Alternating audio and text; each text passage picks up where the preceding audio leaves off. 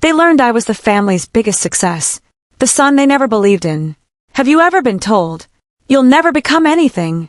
Those words stayed with me for years. Not because a stranger said them, but because they came from the people I loved most. My own family. My name is Ethan Brooks, and for most of my life, I was known as the useless son. While my older brother was called the future of the family, and my younger sister was everyone's favorite, I was simply the disappointment. At least, that's what they believed. Growing up, nothing I did was ever enough. If I scored 85 on a test, my father would ask, "Why not 95? If I helped around the house, my mother would say, "You should learn from your brother." He never has to be told. Family dinners were the hardest. Every conversation turned into a comparison. Your brother just got promoted. Your sister won another award. Then someone would look at me. "So, Ethan, have you figured out your life yet?" Everyone laughed, including me, because pretending it didn't hurt was easier than admitting it did. My father owned a small manufacturing business. He dreamed of passing it down to my older brother, Ryan. Ryan was confident, outgoing, and loved being the center of attention. He wore expensive suits, drove a luxury car, and always talked about success. Everyone admired him. I admired him too, but no matter how hard I worked, I was always standing in his shadow. Unlike Ryan, I loved building things. Not with wood or metal, with ideas. I spent hours learning about technology, business, and software. Every free moment, I watched online courses and read books about entrepreneurship. My room was filled with notebooks, business plans, and sketches. One evening, I finally gathered enough courage to tell my family, "I have an idea for a business." Ryan laughed before I could finish. "A business? You can't even keep a steady job." The room filled with laughter. My father smiled sarcastically. "Ethan, business isn't for dreamers. It's for people who understand reality." I quietly folded my notebook and said nothing. That night, I sat alone in my room. For a moment, I almost gav up. Maybe they were right. Maybe I wasn't good enough. Maybe I was chasing impossible dreams. Then I looked at a quote taped above my desk. "Your future is built by your actions, not by other people's opinions." I smiled. If nobody believed in me, I'd have to believe in myself. Over the next year, I worked 3 different jobs. In the mornings, I delivered packages. During the day, I worked in a small electronics store. At night, I freelanced online designing websites for small businesses. I barely slept. Every dollar I earned went into one place. My dream. I didn't buy expensive clothes. I didn't take vacations. I invested everything in learning and building my business. No one knew. Not even my family. Whenever I visited home, the jokes continued. "So Ethan," my uncle asked one Sunday, "when are you getting a real career?" Ryan smirked. "Maybe next year." Everyone laughed again. I smiled politely. Maybe. Deep inside, I made myself a promise. One day, I wouldn't answer with words. I'd answer with results. Months turned into years. Slowly, my small online business began to grow. One client became 5. 5 became 20. 20 became hundreds. I hired my first employee, then another. Soon, I rented a small office. Every success reminded me of one thing. I didn't need approval. I needed consistency. One afternoon, I received a phone call that changed everything. A major international company wanted to partner with my business. It was the biggest opportunity of my life. After months of meetings and negotiations, the deal was signed. I sat alone in my office, staring at the contract. Tears filled my eyes, not because of the money, because I finally proved something to myself. The boy everyone called useless had built something real, something valuable, something no one could take away. A week later, my mother called unexpectedly. "Ethan, your father's birthday is next Saturday. The whole family will be here. You should come." I smiled. "I'll be there." She had no idea what had happened in my life. No one did. As I hung up the phone, I looked out the window of my office. The family still believed I was struggling. Still believed I was the failure they had always known. I decided not to tell them anything. Not yet. Sometimes, the biggest surprises are worth waiting for. And very soon, my family was about to discover that the son they never believed in had become the most successful one of them all. Everyone called me the useless son, until they learned I was the family's biggest success, The life I built in silence. The week before my father's birthday felt strangely peaceful. For years, I had imagined the day my family would finally see me differently. I thought I would feel excited, maybe even proud. Instead, I felt calm, because I no longer needed their approval. I had already proven the most important thing. I had proven it to myself. 5 years had passed since I quietly left home. Back then, all I owned was an old backpack, a secondhand laptop, and just enough money to pay 1 month's rent for a tiny apartment. The apartment was barely big enough for a bed and a small desk. The ceiling leaked whenever it rained. The heater barely worked during the winter. But to me, it wasn't just an apartment. It was the place where my future would begin. Every morning, I woke up before sunrise. I delivered packages across the city until noon. In the afternoon, I repaired computers at a local electronics shop. Late at night, I worked on my own software ideas. Most nights, I slept only 4 hours. Some people called it sacrifice. I called it investment, because every difficult day brought me one step closer to my dream. My first business wasn't a huge success. In fact, it failed. After almost a year of hard work, I lost nearly all of my savings. I sat alone in my apartment staring at my empty bank account. For the first time, I heard my father's voice inside my head. Business isn't for dreamers. For a few minutes, I believed him. Then I remembered something else.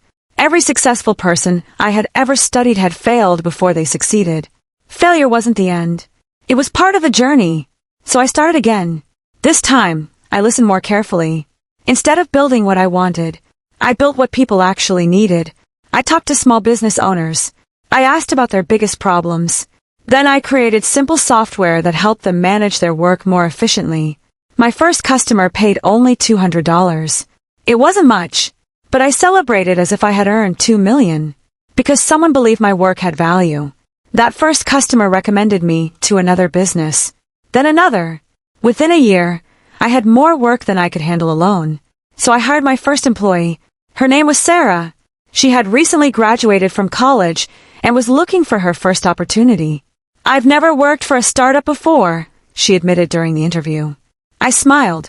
"Neither have I." She laughed. "Then we'll learn together." And that's exactly what we did. As the company grew, so did our team. 5 employees became 15. 15 became 40.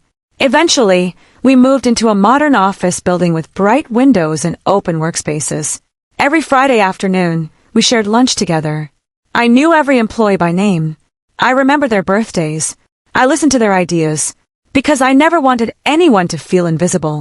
I knew exactly what that felt like. One afternoon, Sarah knocked on my office door. "You have a visitor." "Who is it?" She smiled. "A representative from Horizon Capital." I recognized the name immediately. One of the country's largest investment firms. The meeting lasted almost 3 hours. Before leaving, their director shook my hand. "Mr. Brooks, we're very impressed. We'd like to invest in your company." I smiled politely. "Thank you, but I'm not looking for investors." He looked surprised. "Why not?" "Because I'm building something for the long term, not something I plan to sell." News about our company spread quickly. Business magazines featured our success. Technology conferences invited me to speak. Our software won awards, yet I never posted about any of it online. I didn't buy luxury cars. I didn't show off expensive watches. I still drove the same reliable sedan I had owned for years. Success had changed my circumstances. It hadn't changed my values. Meanwhile, I heard occasional updates about my family. Ryan had taken over much of my father's manufacturing business. At first, everything seemed fine. But slowly, the company began losing customers. Several longtime clients moved to competitors. Costs increased. Profits fell. My father refused to admit there was a problem. Ryan insisted everything was under control. Neither of them knew that the business world around them had changed. And they weren't changing with it. 3 days before my father's birthday, my assistant walked into my office carrying a folder. "You've received an acquisition proposal." I opened it. My heart skipped a beat. The company making the offer wasn't the surprise. The company they wanted to acquire it was my father's manufacturing business. I read the name twice. There was no mistake. The bank had hired advisors to help find a buyer because the business was facing serious financial pressure. I slowly closed the folder. For several minutes, I simply stared out the window. The company my father had spent his entire life building, the company he believed I was never good enough to lead, was now being offered to businesses like mine. Life had a strange way of coming full circle. I looked at the invitation to my father's birthday lying on my desk. In just a few days, I would walk back into the house where everyone had called me a failure. None of them knew who I had become. None of them knew what I had just discovered. And before the week was over, their entire view of me was about to change forever. Everyone called me the useless son, until they learned I was the family's biggest success, the birthday that changed everything. Saturday arrived sooner than I expected. As I drove toward my parents' house, memories filled my mind. The same streets, the same neighborhood, the same house where I had spent years trying to prove I was enough. For a moment, I thought about turning the car around. But then I smiled. I wasn't coming back to prove anyone wrong. I was coming back because it was my father's birthday. The rest would happen on its own. When I parked outside the house, the driveway was already full of expensive cars. Ryan's brand new luxury SUV stood proudly at the front. I stepped out of my modest sedan, straightened my jacket, and walked to the front door. Before I could knock, my mother opened it. "Ethan!" She smiled and hugged me. "I'm so glad you came. It's good to see you, Mom." For a moment, it felt like nothing had changed. Then I heard Ryan's voice from the living room. "Well, look who's here." The house was filled with relatives. My uncles, my aunts, my cousins. Everyone gathered around my father, laughing and sharing stories. As soon as I walked in, several conversations stopped. My Uncle David smiled. "Ethan, still chasing those business dreams?" A few people chuckled. I smiled politely. "I'm still working hard." Ryan laughed. That's one way to describe it. The room filled with laughter again. Just like old times. Only this time, their words didn't hurt. Dinner began an hour later. Everyone sat around the large dining table. As always, the conversation turned toward careers. Ryan proudly talked about expanding Dad's company. "We're planning some big changes." One cousin asked. "Business must be going great." Ryan forced a smile. "We've had a few challenges, but everything's under control." I quietly continued eating. I already knew the truth. The company wasn't under control. It was struggling. My father looked at me. "So, Ethan, what exactly do you do these days?" Every face at the table turned toward me. I smiled. "I run a software company." Ryan shrugged. "Is it making any money yet?" Before I could answer, another uncle joked. "Maybe enough to buy dinner tonight." Everyone laughed. Even my father smiled. I simply replied, "We're doing well." Ryan leaned back in his chair. "Doing well? What does that even mean?" I calmly took a sip of water. "It means the company is growing." He laughed. "Growing from what?" "No offense, Ethan, but you always dream too big." I looked at him and smiled. Sometimes dreams grow faster than people expect. He rolled his eyes. After dinner, everyone moved into the living room. My father began opening birthday gifts. Expensive watches, golf equipment, designer clothes. When it was my turn, I handed him a simple envelope. Ryan smirked. "An envelope? That's different." My father opened it. Inside was an old photograph. It showed the two of us working together in his small workshop when I was 12 years old. Behind the picture was a handwritten note. "Thank you for teaching me that hard work matters more than talent." "Happy birthday, Dad." The room became quiet. For a brief moment, my father's eyes softened. He smiled. "Thank you, Ethan." It was the first genuine smile he had given me in years. Just then, my phone vibrated. It was Sarah. "Sorry to interrupt your weekend, but the board meeting has been moved to Monday morning. The acquisition committee needs your final decision." I replied with one sentence. "I'll be there." Ryan noticed me texting. "Business emergency?" I smiled. "Something like that." He laughed. "I hope one day your little company becomes successful enough to keep you busy."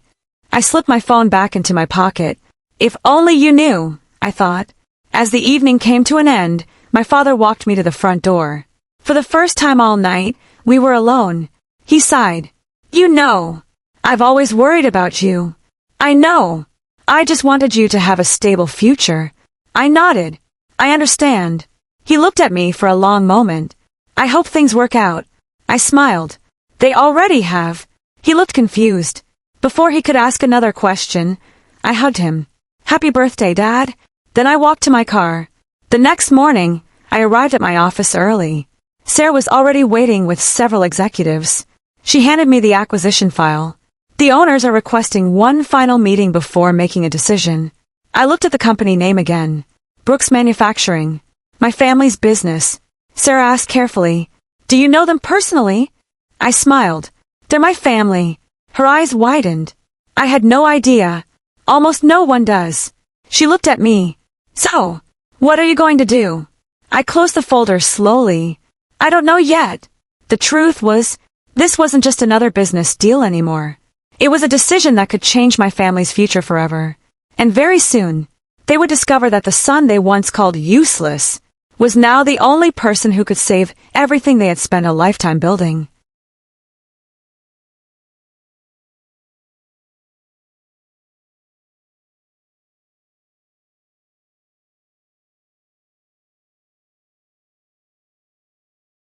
Everyone called me the useless son, until they learned I was the family's biggest success, the son they never expected to save them.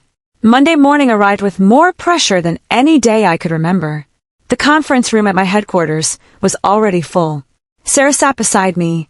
Our legal team organized documents across the table. Several board members quietly reviewed financial reports. On the large screen behind me appeared the name that had occupied my thoughts all weekend. Brooks Manufacturing. My family's company.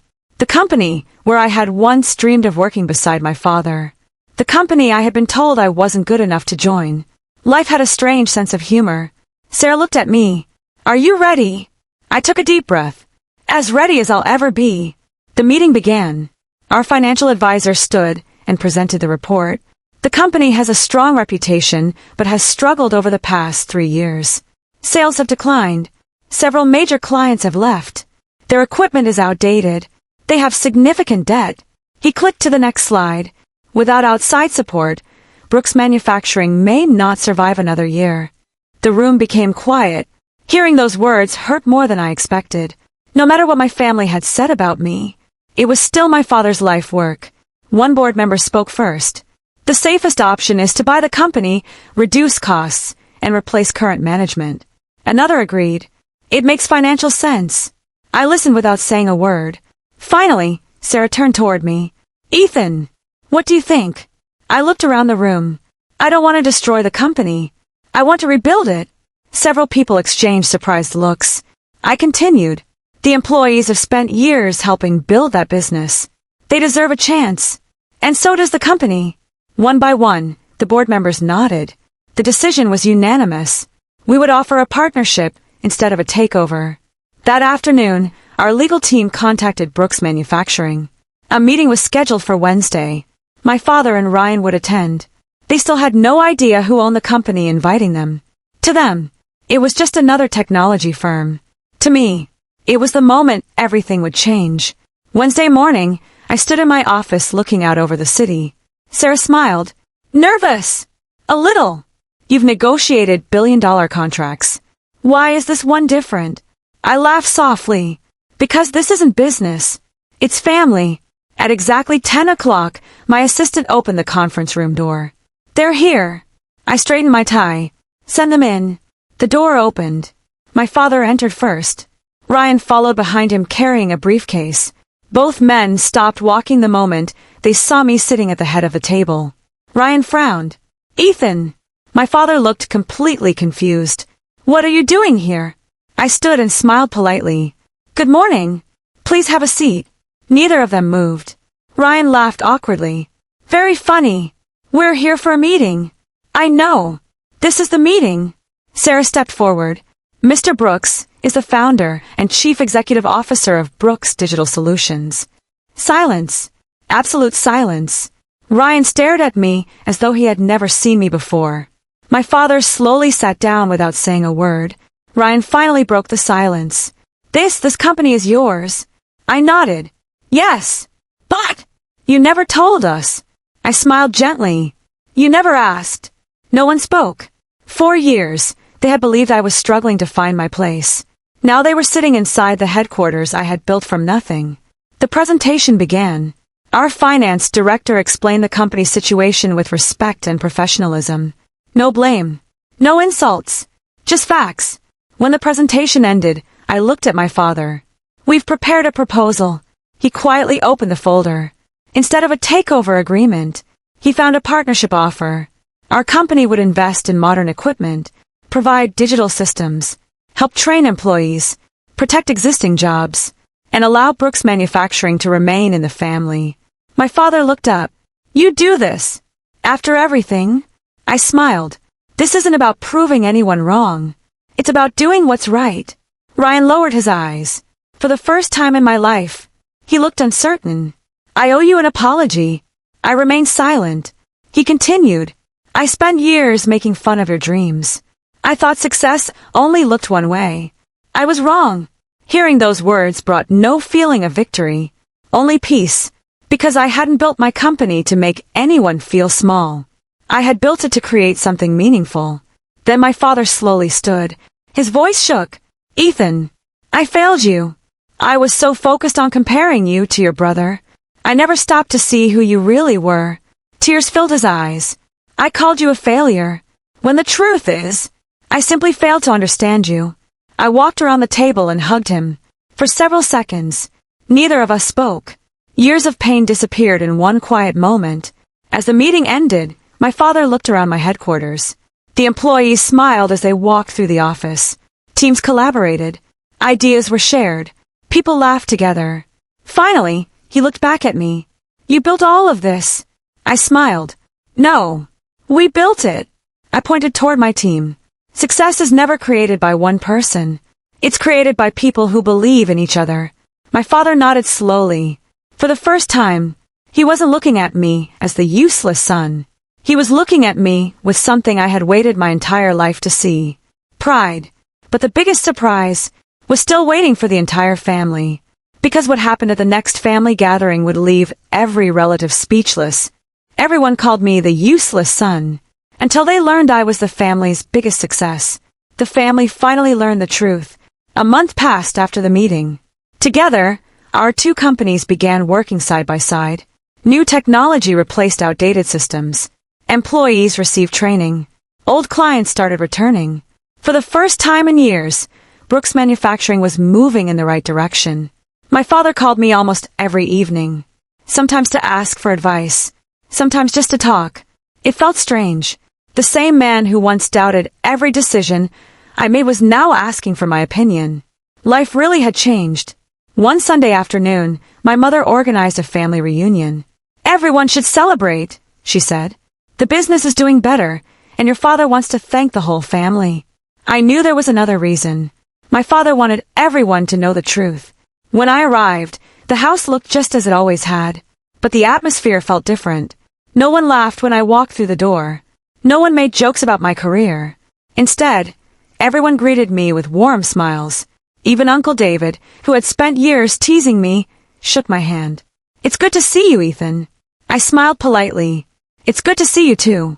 After dinner, my father stood in the living room holding a glass of juice. He gently tapped it with a spoon. The room became quiet. I'd like everyone's attention. Every conversation stopped. My father looked around the room before speaking. "For many years, I made a terrible mistake." Everyone looked confused.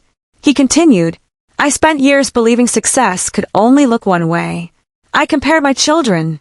I praised one. I ignored another. And I hurt someone who never deserved it." His eyes turned toward me. "Ethan." The room became silent. I called my own son a failure. I laughed at his dreams. I told him he'd never succeed. His voice trembled, but while I was busy judging him, he was quietly building one of the most successful technology companies I've ever seen. Gasps filled the room. Several relatives looked at me in complete shock. My cousin whispered, "Wait! Ethan owns Brooks Digital Solutions." Ryan smiled proudly. "He doesn't just own it. He built it from nothing." The room exploded with questions. "You mean that company on the news? That's yours. You're the CEO?" I nodded politely. "Yes." Uncle David slowly walked toward me. He looked embarrassed. "I owe you an apology. I shouldn't have laughed at your dreams." I smiled. We all make mistakes. He shook his head. No. I judged you without knowing your story. One by one, other relatives came forward. Some apologized. Some hugged me. Some simply stood there in silence, ashamed of how they had treated me. Then my younger cousin Noah, who was only 16, walked over. Ethan, can I ask you something? Of course. Were you ever angry at everyone? I smiled for a moment before answering. I was hurt, but anger doesn't build a future. Hard work does. He nodded thoughtfully. I'll remember that. At that moment, I realized something. Maybe my story could inspire someone else not to give up. Later that evening, Ryan asked if we could talk outside. We sat on the old wooden bench where we used to play as children. He looked at the ground for several seconds. I was jealous. I looked at him. Jealous. You always had courage. I thought confidence came from showing everyone how successful you were. You taught me something different. I smiled. What was that? Real success doesn't need to be announced. It speaks for itself. For the first time in our lives, we laughed together as brothers, not as rivals. Before everyone left, my father handed me a small wooden box. I've been saving this. Inside was the old wrench we used together in his workshop when I was 12 years old. I looked at him, surprised. I thought you lost this. He smiled. No. I was waiting for the right person to have it. He placed it in my hands. I always thought Ryan would inherit it. He paused. But now I know. The greatest thing I can pass on isn't a tool. It's my respect. Tears filled my eyes. Those words meant more than any business award I had ever received. As I drove home that night, I thought about everything that had happened. Years earlier, I wanted revenge. I wanted everyone who doubted me to regret it. But standing in that house, surrounded by my family, I realized revenge would never have brought me peace. Forgiveness had, not because they deserved it, but because I deserved to move forward without carrying the weight of the past. Little did I know, the greatest reward was still waiting for me. One final moment that would prove success isn't measured by money, titles, or companies, but by the lives we change along the way. Everyone called me the useless son, until they learned I was the family's biggest success. Success was never about proving them wrong. A year passed faster than I expected. Brooks Manufacturing had completely transformed. The old machines had been replaced with modern equipment. Production increased. New clients signed long-term contracts. The employees smiled again. For the first time in years, the company wasn't just surviving. It was growing. Every time I visited the factory, I saw hope instead of worry. That meant more to me than any business award ever could. One Friday morning, my father invited me to the office. There's something I want to show you. When I arrived, he was standing alone in the workshop where I had spent so many afternoons as a child. The same wooden workbench was still there. The same old tools. The same smell of freshly cut wood and metal. He smiled. Do you remember this place? I nodded. I remember every corner. He looked around quietly. I used to think this company was my greatest achievement. Then he looked at me. I was wrong. You are. For a moment, neither of us spoke. Those were the words I had waited my whole life to hear. A few weeks later, our company received the National Business Innovation Award. The organizers invited me to give a short speech. The auditorium was filled with entrepreneurs, students, employees, and business leaders. As I walked onto the stage, I noticed something unexpected. My entire family was sitting in the front row. My mother smiled proudly. Ryan gave me a thumbs up. My father looked emotional. I took a deep breath and stepped up to the microphone. I want to dedicate this award, not to the most successful moment in my life, but to the most difficult one. The audience became completely silent. There was a time when people called me a failure. They laughed at my dreams. They believed I would never achieve anything. I could have spent my life trying to prove them wrong. But I learned something much more important. The best way to answer doubt isn't with anger. It's with patience. It's with hard work. And it's with kindness. The audience applauded. After the ceremony, dozens of young entrepreneurs came to meet me. One young man nervously walked over. Mr. Brooks, my family doesn't believe in my dreams either. What should I do? I smiled because I saw myself in him. I placed a hand on his shoulder. Don't let someone else's opinion become your future. Work quietly. Keep learning. And let your results speak louder than your words. He smiled. I won't give up. Good. Because the world needs people who refuse to quit. A few months later, I started a mentorship program for young entrepreneurs. Every year, we selected students with great ideas but limited opportunities. We provided free training, business guidance, and financial support. Watching their confidence grow reminded me of my own journey. Success felt different now. It wasn't about building bigger companies. It was about helping others build their own futures. One evening, my family gathered for dinner again. This time, the atmosphere was completely different. There were no comparisons, no jokes, no criticism, only laughter. Halfway through the meal, my father stood up. I have one final announcement. Everyone looked at him. I've decided to retire. Ryan smiled proudly. Then my father continued, and I've asked Ethan to become chairman of Brooks Manufacturing. The room filled with applause. I looked at him in surprise. Dad! He smiled. You've already been leading us. This simply makes it official. I accepted with gratitude, not because I needed another title, but because it represented something far more valuable. Trust. Later that night, my mother found me standing alone in the garden. You know, she said softly, I used to worry that our family would never heal. I smiled. So did I. She hugged me. I'm proud of the man you've become. I hugged her back. I couldn't have done it without every lesson life taught me, even the painful ones. As I drove home beneath the stars, I thought about the boy who once sat alone in his bedroom, wondering if his dreams mattered. If I could speak to him now, I'd say this. Don't give up. The people who doubt you today may one day celebrate your success. But don't chase success to impress them. Build a life that makes you proud. Because real success isn't owning a company. It isn't earning awards. It isn't proving people wrong. Real success is becoming the kind of person who stays humble after winning, who stays kind after being hurt, and who helps others rise after reaching the top. If you're listening to this story and you've ever been called a failure, remember this. Your current situation does not define your future. People may underestimate you. They may laugh at your dreams. They may compare you to others. But none of those opinions determine what you're capable of. Believe in yourself. Keep learning. Keep working. Stay patient. And never let temporary criticism become a permanent limit on your life. Because one day, the same people who doubted you may become the ones applauding your success. And when that day comes, choose gratitude over revenge. Choose humility over pride. And let your success inspire others instead of dividing them. Thank you for listening. Until next time, remember, never let someone else's opinion write the story of your life. The end.